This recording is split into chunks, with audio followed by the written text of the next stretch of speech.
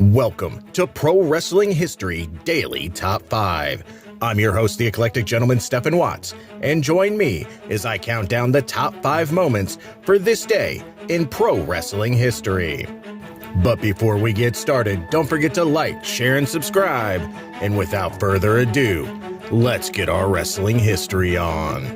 Number 5, 1999.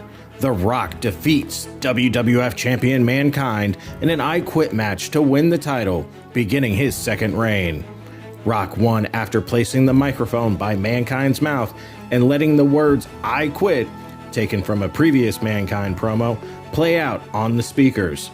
This match is featured on the Beyond the Mat documentary, showing Mick Foley's wife and kids panicking over the amount of violence displayed.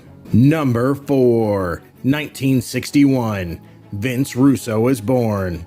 Notable for being head booker for the World Wrestling Federation, WCW, and TNA, he is often credited for creating the Attitude Era. Number 3, 1981. Orville Brown passes away.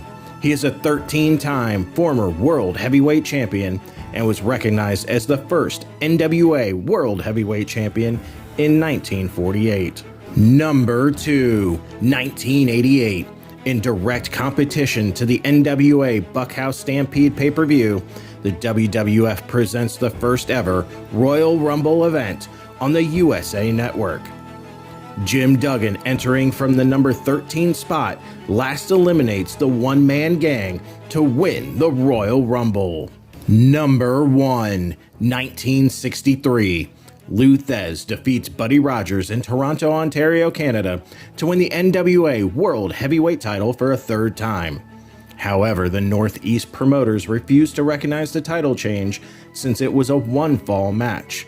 Most title matches at the time were 2 out of 3 falls. The Northeast promoters break away from the National Wrestling Alliance to form a new organization, the Worldwide Wrestling Federation, later the WWF, and now WWE. As an interesting aside, Thesz beat Rogers in a 3 falls rematch on February 7th, 1963 in Toronto, a result often forgotten.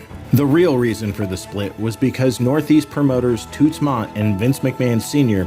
controlled Buddy Rogers' bookings and wanted to keep Rogers and the title in the Northeast. To clear up a common misconception, Rogers was not immediately named WWF World Heavyweight Champion. He would not be declared champion until April 29, 1963, having won a fictional tournament in Rio de Janeiro, Brazil. Rogers would then drop the title a month later to Bruno Sammartino in less than a minute. And that's our list. Make sure to comment below on which event you feel was the most important for this day in pro wrestling history. Till next time, I'm the Eclectic Gentleman, Stephen Watts, and we'll see you tomorrow.